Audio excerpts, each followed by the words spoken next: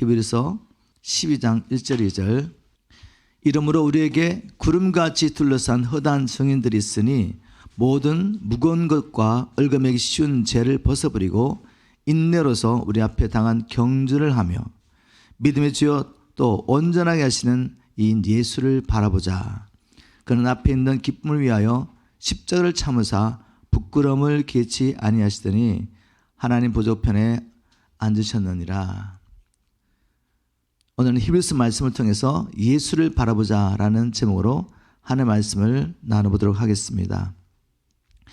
히브리서 기자는 누구인지 알려지지 않았습니다. 그러나 헬라를 구사하는 고등 교육을 받은 인물로서 구약에 대한 깊은 이해를 가진 유대였다는 것은 확실한 사실입니다. 히브리서는 모세 오경의 해설서라고 할 정도로 제사석에 대한 많은 내용들을 다루고 있습니다.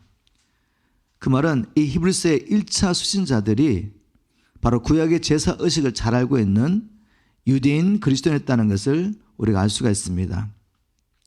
그러면 익명의 저자, 히브리서 저자는 왜 그리고 어떤 목적으로 유대인 그리스도인들에게 이 서신서를 보냈습니까? 이 질문에 대한 답을 하기 위해서 먼저 그 당시 시대적인 상황을 이해할 필요가 있습니다. 히브리서를 기록할 그 당시 로마를 중심으로 어떤 일이 있었습니까? 로마의 클라디우스 황제는 로마에 있는 모든 유대인들에게 추방 명령을 내렸습니다. 서기 49년 클라디우스 황제는 로마에 살고 있는 유대인들이 예수님이 유대인들을 기다리고 있는 메시아인지 아닌지에 관한 논쟁으로 폭동을 일으키겠다고 생각했습니다. 오순절 절기 동안에 예루살렘에 갔다가 복음을 듣고 믿게 된 몇몇 유대인들이 나사렛 예수가 메시아라고 증거하기 시작했습니다. 그들이 로마에 돌아가서 예수가 그리스도라고 복음을 전할 때 모든 유대인들이 예수님이 메시아라고 동의하지 않았습니다. 이로 인해서 유대인 공동체 안에 격렬한 내분이 일어나게 되었습니다. 클라디우스는 이런 상황에서 도시 질서를 회복하기 위해서 모든 유대인들을 로마로부터 추방시켰던 것입니다. 사도행전에도 이 역사적인 사실을 기록하고 있죠. 사도행전 18장 1절에 그 후 바울은 아테네를 떠나 고린도로 갔다. 거기서 본도 출신의 아굴라라는 유대인을 알게 되었다. 로마 황제 클라우디오가 유대인들에게 로마를 떠나라는 추방 명령을 내렸다. 그는 아내 브리스길라와 함께 얼마 전 이탈리아를 떠나 그곳 고린도에 와 있던 참이었다. 즉 바울이 고린도에 복음을 전하러 갔을 때 아굴라와 브리스길라를 만나게 됐는데 그들은 원래 로마에 살고 있는 사람들이었는데 로마 황제 클라디우스가 유대인들을 추방하자 그들이 고린도로 왔었고 바로 거기서 바울을 만나게 된 사건을 기록하고 있는 것입니다. 이때 유대인들 가운데 어떤 사람은 추방을 당하고 또 어떤 유대인들은 공개적인 수치심을 당하거나 투옥되거나 재산을 약탈당한 일을 겪게 되었습니다. 추방된 그리스도인들은 하늘의 기업이 이 땅의 그 어떤 소유보다 낫고 영원하다는 것을 확신하며 기쁨으로 이런 불의를 견뎌냈습니다. 그들은 세상에서 박해를 당하면서 그것이 곧 예수님의 발자취를 따르는 것이라고 믿었습니다. 서기 54년 클라디우스가 사망한 후에 네로 황제가 차기 황제가 되었습니다. 네로는 더 이상 유대인 추방 칙령을 시행하지 않고 바로 그 결과 그리스도인이건 아니건 모든 유대인들이 다시 로마로 돌아오기 시작했습니다. 하지만 그들의 고난이 끝난 것은 아니었습니다. 오히려 더욱 무서운 박해가 기다리고 있었습니다. 네로 황제가 그리스도인들을 박해하기 시작한 것입니다. 서기 64년에 로마에 큰 화재가 있었는데 이로 인해 로마의 많은 부분이 파괴됐습니다. 네로 황제는 자신이 그 화재를 일으켰다는 소문이 돌자 그 당시 로마에서 가장 힘없는 소수 집단이었던 그리스도인들에게 비난을 돌렸습니다. 네로는 본보기를 삼기 위해서 일부 그리스도인을 체포하라고 명령을 내렸습니다. 체포된 그리스도인 중에 어떤 이들은 사람들의 유흥을 위해 원형 경기장으로 보내져 산한 짐승들이 찢겨 죽임을 당하였습니다. 어떤 이들은 또 십자가에 못 박혀 죽었고 또 어떤 이들은 산채로 불태워져서 네로의 정원의 야간 램프로 사용되었습니다. 이러한 상황에서 박해를 이기지 못한 유대인 그리스도인들 중에 어떤 사람들이 믿음을 버리고 유대교로 돌아가는 일이 있었습니다. 극심한 박해 가운데서도 많은 성도들이 믿음을 지켰지만 어떤 이들은 선조의 믿음대로 사는 것이 낫겠다라는 유혹을 받고 예수님을 부인하고 다시 유대교로 돌아갔던 것입니다. 그들은 박해를 피하기 위해 유대교로 돌아가면서도 그들이 정말로 하나님을 저버린 것은 아니라고 자신들의 배교를 합리화했습니다. 예수님이 오기 전까지 우리 조상들은 제사와 희생 제물을 통해 하나님 앞에 나갈 수 있었다라고 하며 그저 그들은 옛 방식으로 되돌아가는 것이라고 자신의 배도를 합리화했던 것입니다. 바로 이러한 상황에서 유대인 그리스도인들에게 배교의 위험을 경고하고 그들이 박해 가운데서도 예수를 믿는 신앙을 굳게 붙잡을 것을 당부할 목적으로 히브리서가 기록되었습니다. 히브리서 기자는 먼저 예수 그리스도가 어떤 분이신지 증거했습니다. 1장에서는 예수님은 천사보다 뛰어나신 하나님의 아들이라고 선포합니다. 히브리서 기자는 하나님께서는 그 아들을 만물의 상속자로 세우시고 라고 하므로 예수님이 만물의 상속자라고 선포했습니다.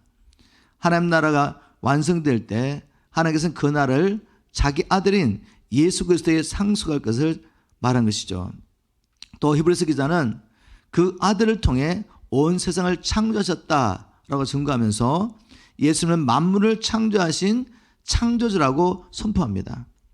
또 히브리서 기자는 그 아들은 하나님의 영광의 광채시고 하나님의 본체의 그들의 모습이십니다 라고 하며 예수님께서는 하나님이신 분이 육신의 몸을 입고 이 땅에 오신 분인 것을 증거한 것입니다. 그뿐만 아니라 히브리 기자는 또한 그 아들은 자신의 능력 있는 말씀으로 만물을 굳게 붙들어 보존하시고 라고 말하므로 예수님은 만물을 창조하실 뿐만 아니라 지금도 그 모든 만물을 보존하고 계신 분이다 라고 말합니다. 더 나아가 히브리서 기자는 예수님께서 우리의 모든 죄를 깨끗이 씻으셨다라고 하며 즉 예수님이 우리의 구주 되심을 선포하고 있습니다. 우리를 위해 죽으시고 부활 성천하신 예수님은 또한 하늘에 오르셔서 높은 곳에 계신 존엄하신 하나님의 오른편에 앉으셨습니다 라고 선포합니다. 히브리서 기자는 예수 그리스도께서 어떠한 분이신 것을 이렇게 증거한 후에 결론적으로 이렇게 말합니다. 그리하여 그 아들은 모든 천사들보다 훨씬 뛰어난 분이 되셨으니 곧 천사들과는 비교조차 할 수 없는 빼어난 이름을 물려받았습니다 라고 히브리서 1장 4절에 선포했습니다. 이렇게 말하므로 예수는 천사와 비교할 수 없이 뛰어나신 하나님이시다, 하나님의 아들이시다 라고 증거한 것이죠.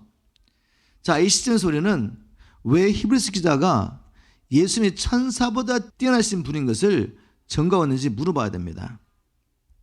그것은 그 당시 유대인들은 하나님께서 천사를 통해서 율법을 주셨다고 믿었기 때문입니다. 그러므로 히브리서 기자는 천사보다 뛰어나신 하나님의 아들 예수 그리스도를 믿는 믿음을 버리고 다시 유대교로 돌아가는 그들의 어리석음을 지적한 것입니다. 1장에서 예수님께서 천사와 비교할 수 없는 뛰어나신 하나님의 아들이심을 증거한 후에 2장에 와서 이 뛰어나신 하나님의 아들이 인간의 몸을 입고 이 땅에 오셨다라고 증거하고 있습니다. 어찌하여 하나님의 아들이신 예수님께서 혈육에 있는 인간의 몸을 입고 이 땅에 오셨습니까? 첫 번째로 히브리서 기자는 이렇게 말합니다.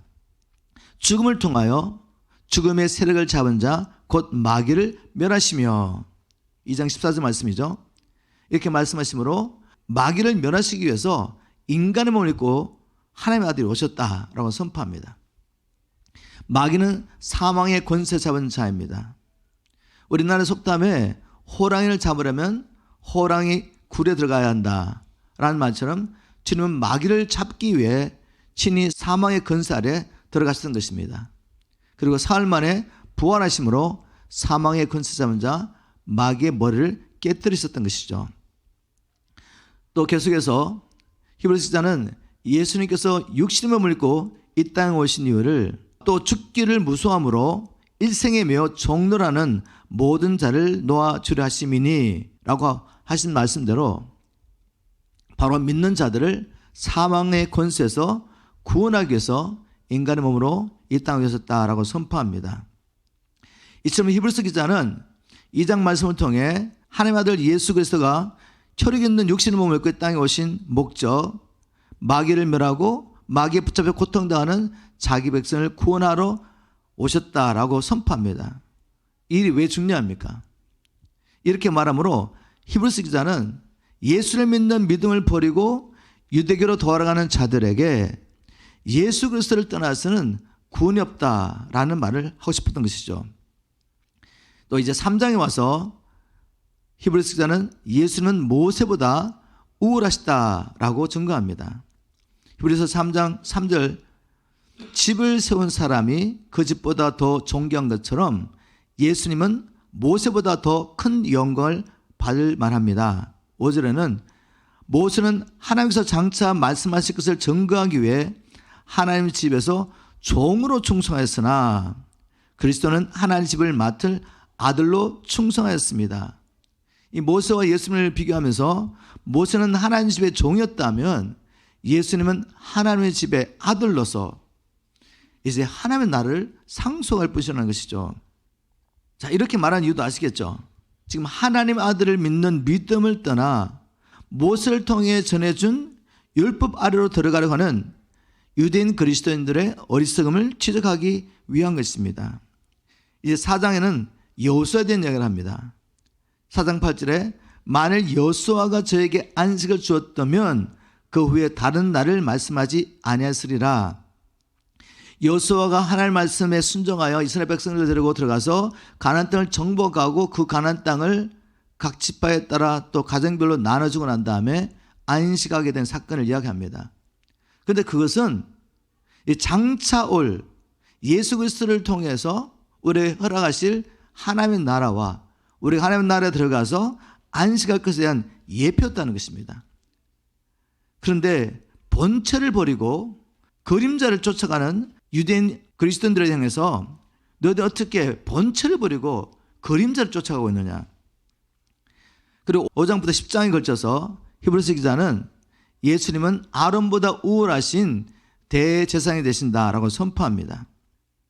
레위인 제사장들은 약점 있는 자들이었다고 말합니다.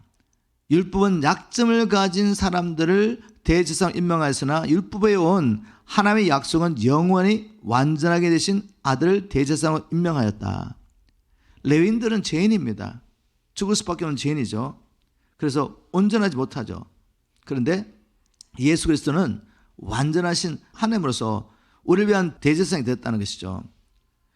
또 히브리서는 이렇게 말합니다. 제사장 된 그들의 수요가 많은 것은 죽음으로 말미암아 항상 잊지 못함이로되 예수는 영원히 계심으로 그 제사장 직분도 갈리지 아니하느니라.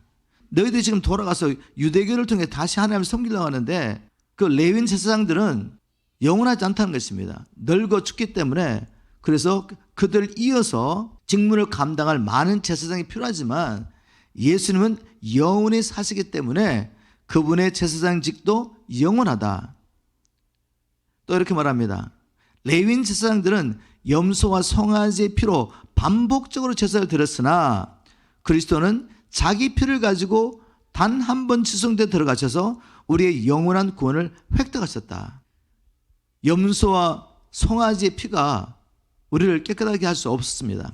그것을 또한 반복적으로 드렸죠. 이 모든 것도 장차 오실 예수 그리스도의 피를 통해 우리가 제사를 받고 구원을 받을 그림자라서 그렇게 했던 것이죠. 이제 본체이신 예수 그리스도가 오셔서 단번에 자기 피를 가지고 지성소에 들어가서 우리의 영원한 구원을 획득하셨다고 선포합니다. 그래서 결론적으로 히브리서 기자는 4장 14절에 이렇게 말합니다. 그러므로 우리에게 큰 대제사장이 계시니 성취하시니 곧 하나님의 아들 예수시라. 우리가 믿는 도리를 굳게 잡을지어다 라고 선포합니다.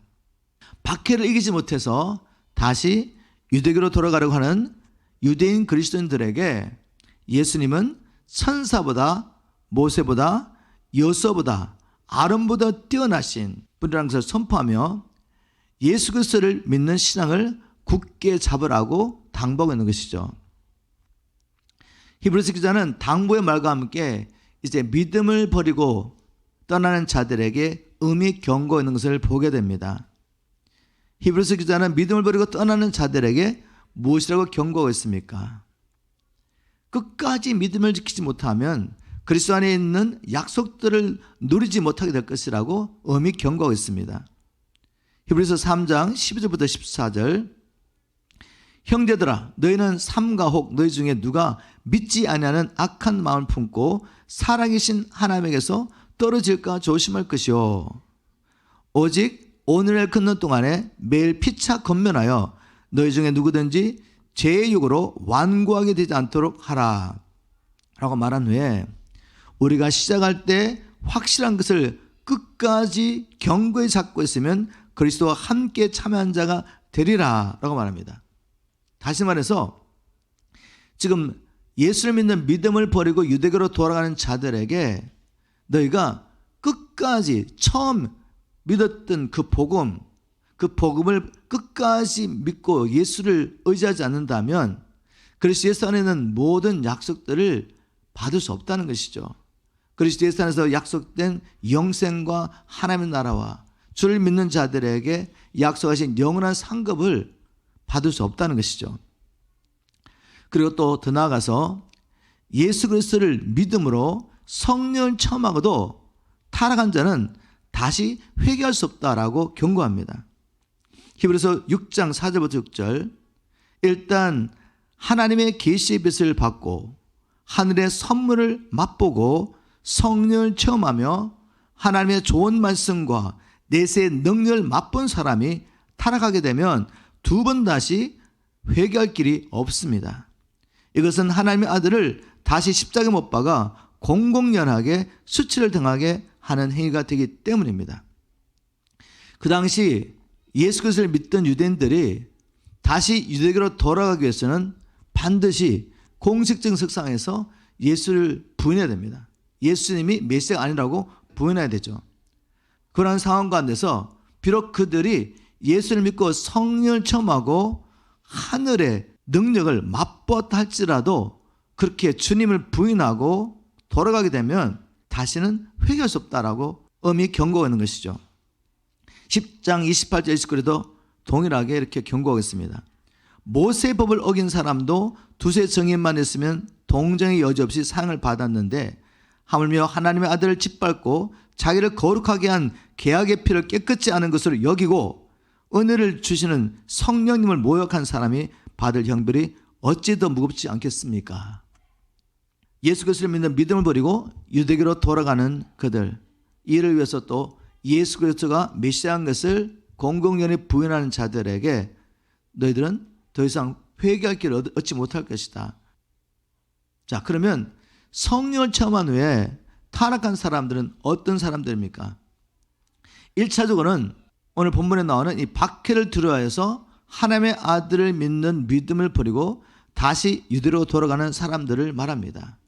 그리고 또 예수를 믿고 성령을 받은 후에 육신의 정욕과 세상의 유혹을 이기지 못해서 예수님의 주되심을 부인하고 습관을 따라 자기를 위해 사는 자도 여기에 포함됩니다.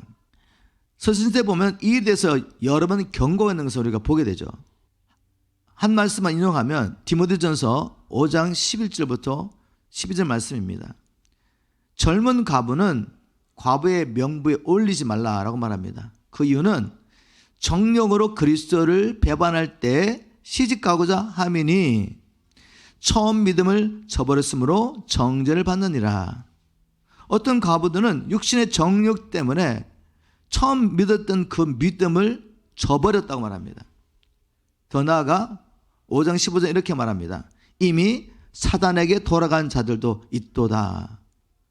그 말은 예수를 믿고 성령을 체험한 자들 중에 이 육신의 정욕과 세상의 쾌락을, 이 유혹을 버리지 못해서 다시 옛날로 돌아간 사람, 다시 습관을 따라 자기가 주인이 되어 살면서 사단을 따라가는 자가 있다는 말씀이죠.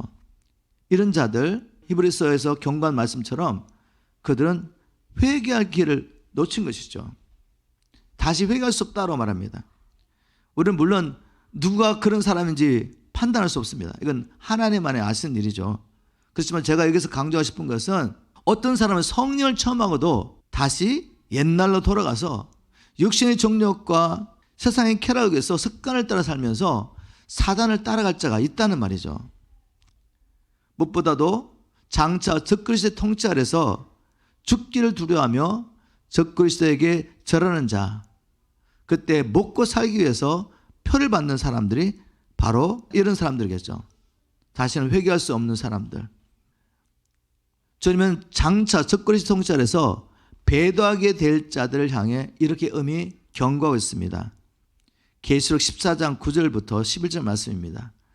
누구든지 짐승과 그의 우상에게 경배하고 자기 이마나 손에 짐승의 표를 받으면 그 사람도 하나님의 가차없는 벌을 받고 거룩한 천사들과 어린 양 앞에 불과 유황으로 고통을 당할 것이다. 그리고 그 고통의 연기가 그치지 않고 영원히 올라갈 것이다. 짐승과 그의 우상에게 경배하고 그 이름의 표를 받는 사람은 밤낮 쉬지 못할 것이다. 이 경고의 메시지는 예수를 믿지 않는 불신자에게 한 것이 아니죠. 이 계시록 말씀은 그 당시 아시아에 있는 7교회에게 주신 메시지입니다. 그리고 이어서 나오는 성경 말씀도 지금 주님께서 경고한 사람들이 불신자가 아니라 성도라는 것을 알 수가 있습니다. 계시록 14장 12절에 이렇게 전가하고 있기 때문입니다. 그래서 하나님의 계명을 지키며 예수님을 충실히 믿는 성도들은 이런 때 인내가 필요하다. 왜 이런 말씀하고 있죠? 적그리스도 통치 아래서 그에게 경배하라고 강요합니다. 경배하지 않는다는 목을 베겠다. 또 적그리스도 통치 아래서 모든 사람을 통제하기 위해서 표를 받게 합니다. 표를 받지 않으면 아무도 사고 파는 일을 하지 못하게 하죠. 이런 상황 가운데서 지금 그리스도인들조차도 이 적그리스도의 통치 아래서 박해를 두려워하면서 적그리스도에게 절을 하거나 표를 받게 되면 주님께서 이 심판을 피할 수 없다고 말한 거죠. 이런 상황에서 끝까지 믿음을 지킬 수 있도록 성도들에게 인내가 필요하다고 말한 것입니다. 즉 성도들에게도 이런 일이 일어날 수 있다는 말이죠. 주님을 배신하고 배도하고 사단에게 돌아갈 자들이 있다는 것이죠. 그래서 경고하는 것입니다. 자, 히브리서 기자는 박해 아래서 믿음을 버리고 떠나려고 하는 성도들에게 경고의 메시지만 한 것이 아니라 또한 소망의 메시지를 주고 있는 것을 보게 됩니다. 바로 11장 말씀을 통해 믿음의 선진들이 어떻게 믿음으로 승리했는지를 실리를 보여주었습니다. 우리가 믿음 장이라고 하는 히브리서 11장에는 믿음으로 살았던 수많은 사람들의 이야기가 기록되어 있습니다. 믿음의 선진들은 바랄 수 없는 상황 속에서도 어떻게 하나님을 믿는 믿음으로 순종하는 삶을 살 수 있었습니까? 그것은 다른 것이 아니라 이 땅에 소망을 두지 않고 하나님의 나라에 소망을 두며 살았기 때문입니다. 히브리서 11장 8절부터 한번 제가 읽어보겠습니다. 믿음으로 아브라함은 하나님이 주시겠다고 약속하신 땅으로 가라는 명령을 받고 그대로 순종하였습니다. 그는 가야 할 곳이 어딘지도 모르는 채 떠났던 것입니다. 믿음으로 그는 약속받은 낯선 땅으로 가서 같은 약속을 받은 이삭과 야곱과 함께 나그네처럼 천막생활을 하였습니다. 그것은 하나님께서 설계하여 세우신 견고한 하늘의 도성을 바라고 있었기 때문입니다. 그들이 이렇게 이 세상에 살 때 나그네로 천막생활을 하면서 살았던 이유는 하나님의 말씀을 통해 무엇을 발견했다고요? 하나님 나라, 영원한 하나님 나라에 대한 소망을 가지게 된 것입니다. 13절에 이렇게 말합니다. 이 사람들은 모두 믿음을 따라 살다가 죽었습니다. 그들은 약속된 것을 받지 못하였으나 그것을 멀리서 바라보고 기뻐했습니다. 그리고 그들은 이 세상에서 잠시 머무는 나그네 불과하다는 것을 고백했습니다. 이 땅에 소망을 두지 않고 영원한 하나님 나라를 바라보면서 마치 그 하나님 나라를 이미 가진 것처럼 기뻐했다는 것입니다. 그래서 믿음의 조상들은 이 세상에 살 때 잠깐 있다가 결국 떠날 이 세상에 소망을 두지 않고 영원한 하나님 나라를 소망하며 살 수 있었던 것이죠. 핍박 가운데서도 끝까지 믿음을 지킬 수 있는 비결은 이 세상에 소망을 두지 않고 장차 우리가 들어갈 영원한 하나님 나라를 바라보며 기뻐하는 것임을 알 수 있습니다. 어떻게 보이지 않는 그 하나님 나라, 그 나라를 마치 지금 누리는 것처럼 기뻐할 수 있습니까? 이것은 믿음으로 가능합니다. 히브리서 11장 1절에 이런 말씀이 있죠. 믿음은 우리가 바라는 것들에 대한 실체요. 예수 그리스도를 통해서 하나님 나라를 기업으로 얻게 될 것을 믿는 사람은 그 하나님의 나라, 보이지 않는 나라, 만질 수 없는 나라, 그 나라를 실제적으로 경험할 수 있다는 것이죠. 믿음은 실체라고 말했기 때문에 바로 이 믿음으로 그들은 마치 하나님의 나라를 지금 누리고 있는 것처럼 기뻐했던 것입니다. 바로 이 믿음이 어떠한 핍박 가운데서도 끝까지 믿음을 지킬 수 있었던 비결이었습니다. 또 믿음의 선진들이 어떠한 상황 가운데서도 끝까지 믿음을 지킬 수 있었던 이유는 그들은 잠깐 있다 없어질 세상의 부귀 영광가 아니라 장차 그리스도 예수 안에서 받게 될 영원한 하나님 나라의 상급을 바라보았기 때문입니다. 바로 모세 이야기입니다. 히브리서 11장 24절부터 26절. 성장한 모세는 믿음으로 이집트 공주의 아들이 되는 것을 거절했습니다. 그는 일시적인 죄의 쾌락을 누리는 것보다 하나님의 백성과 함께 고통당하는 길을 택한 것입니다. 모세는 약속된 메시아를 위해 받는 고난을 이집트의 보물보다 더 값진 것으로 여겼습니다. 그것은 장차 상 받을 것을 기대하고 있었기 때문입니다. 모세가 어떻게 이집트의 왕이 될 수 있는 그 자리를 내려놓고 오히려 이스라엘 백성도 함께 고통당한 길을 택했냐 그죠? 바로 영원한 상급을 바라봤기 때문입니다. 바울도 바로 이런 믿음으로 살았던 것을 알 수가 있죠. 로마서 8장 17절 18절에 보니까 우리가 하나님의 자녀라면 하나님의 상속자라서 그리스도와 공동 상속인이 되는 것입니다. 그러면 우리가 그리스도와 함께 영광을 받으려면 그분과 함께 고난도 받아야 합니다. 지금 우리가 받는 고난은 앞으로 우리에게 나타날 영광과 전혀 비교가 되지 않는다고 생각합니다. 바울은 그리스도 예수로서 기꺼이 고난받는 자리에 들어갔습니다. 그렇게 할 수 있었던 것은 바울에게는 장차 예수 그리스도 안에서 받게 될 영원한 상급이 너무나 실제적이었습니다. 그리고 그 영광을 생각할 때 지금 받는 이 고난은 비교할 수 없었던 것이죠. 정말 우리에게 이 마지막 때 이러한 믿음이 필요합니다. 그런데 바울뿐만 아니라 사도들도 이러한 믿음을 가지고 살았다는 것을 알 수가 있죠. 사도들도 예수님 때문에 받는 박해를 인하여 오히려 기뻐했다고 말했습니다. 사도행전 5장 41절이죠. 사도들은 예수 이름 때문에 박해를 받게 된 것을 영광으로 여겼기 때문에 오히려 기뻐하면서 공회를 떠났습니다. 여러분, 우리가 박해 가운데서도 끝까지 믿음을 지키고 이 박해를 받으면서 오히려 기뻐할 수 있는 길이 있다는 것을 우리는 믿음의 선진을 통해서 볼 수가 있습니다. 예수를 믿는 믿음 때문에 받게 될 핍박 중에도 끝까지 믿음을 지키며 오히려 핍박 중에도 기뻐할 수 있는 비결은 끝까지 믿음을 지키는 자를 위하여 하나님께서 영원한 상급을 예비하셨다는 것을 아는 것입니다. 그리고 그 상급을 바라보며 사는 것이죠. 자, 오늘 나눈 히브리서 말씀을 우리가 한번 정해 봤으면 좋겠습니다. 히브리서 말씀을 통해 주시는 당부와 경고의 메시지는 우리에게 주시는 메시지입니다. 왜냐하면 예수님께서는 마지막 때에 많은 사람들이 적그리스도의 통치 아래서 핍박을 이기지 못하고 믿음을 버리고 떠날 것을 경고했기 때문입니다. 네로 황제의 폭정 아래서 심한 박해를 받았던 그리스도인들처럼 우리도 적그리스도의 통치 아래서 극심한 핍박을 받게 될 것입니다. 마태복음 24장에 주님께서 마지막 때 징조로 경고하셨죠. 너희가 나를 믿는 믿음 때문에 모든 민족에게 핍박을 받을 것이다 라고 했습니다. 이것은 이미 다니엘서에서도 예언됐던 것입니다. 다니엘서 7장에도 동일한 예언을 하고 있죠. 하나님의 백성들이 마지막 때 적그리스도의 통찰에서 3년 반 동안 핍박을 받을 것을 단이 예언하고 있습니다. 이 다니엘서는 구약의 성도였던 이스라엘 백성들을 향한 예언했는데, 이제 신약에 이방인 교회였던 아시아 7교회를 향하여 예수님은 동일한 예언하고 계시죠. 계속 13장에도 보면 이 적그리스도가 나타나서 모든 건설을 가지고 모든 민족을 다스리면서 3년 반 동안 하나님의 백성들을 괴롭힐 것을 예언하고 있습니다.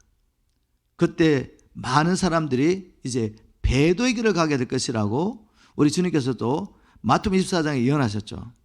그때 많은 사람들이 믿음을 버리게 된다고 예수님은 예언하고 있습니다.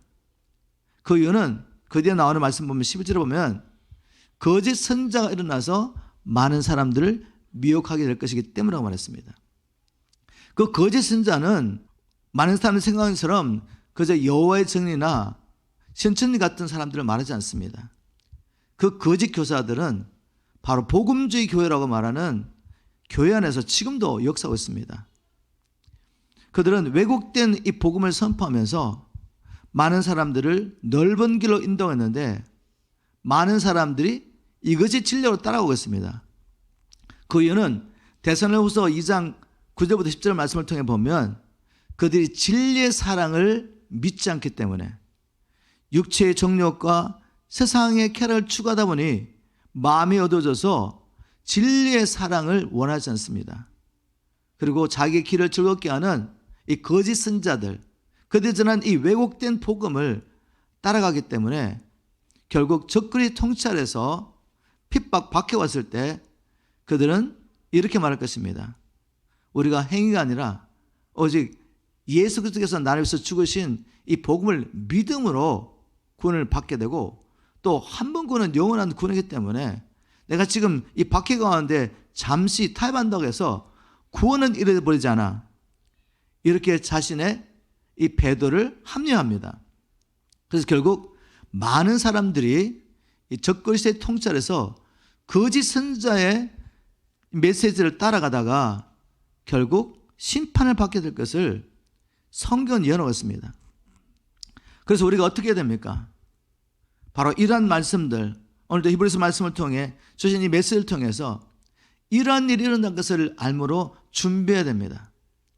우리 예수님께서는 십자가에 못 박혀 죽으시고 이제 교회에 임할 그 고난을 바라보시면서, 핍박을 바라보시면서 요한복음 15장에 보면 미리 이런 일이 일어날 것을 제자들에게 말씀하셨습니다.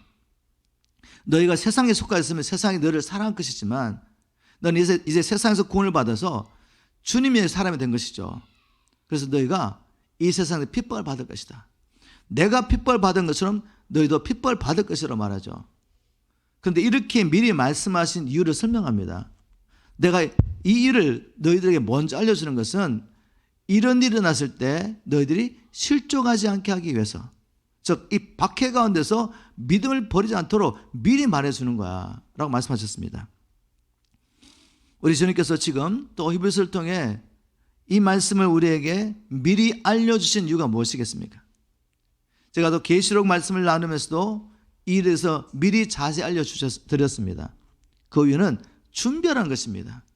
준비하고 있지 않고 그냥 우리의 길을 즐겁게 하는 이 거짓 선자의 메시지를 따라가다 보면 그게 사실처럼 진리처럼 믿어집니다. 믿으니까 그렇게 사는 것이죠. 믿지 않으면 그렇게 살 수가 없습니다. 우리가 이 마지막 때 어떠한 메시지의 길을 기울여야 되겠습니까?